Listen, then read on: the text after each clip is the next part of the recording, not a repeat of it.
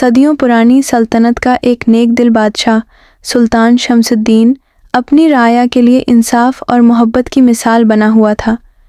ہر طرف اس کے عدل کی دھوم تھی، لیکن دل کے ایک کونے میں وہ خود تنہا تھا۔ ایک دن محل کے باغ میں چہل قدمی کرتے ہوئے اس کی نظر ایک اجنبی لڑکی پر پڑی۔ وہ سفید لباس میں تھی، ہاتھ میں کتاب اور چہرے پر سکون کی ایک عجیب سی روشنی۔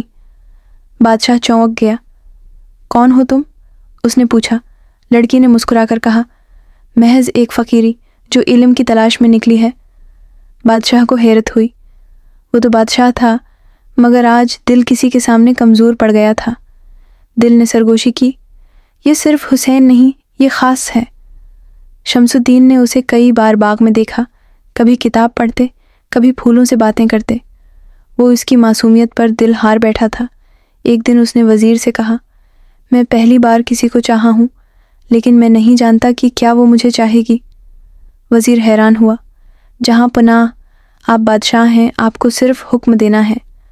بادشاہ ہنسا اور کہا، محبت حکم سے نہیں، دل سے ہوتی ہے۔ چند دن بعد بادشاہ نے اسے تنہائی میں بلایا۔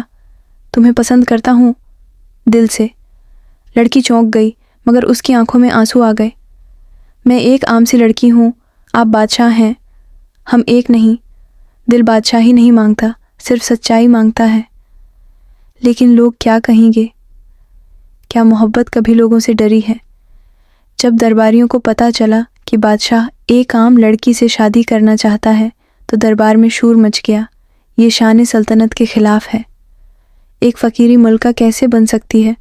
لیکن بادشاہ نے سب کے سامنے کہا، اگر میرے تاج کا سودا اس کے دل سے ہو سکتا ہے تو میں وہ سودا قبول کرتا ہوں۔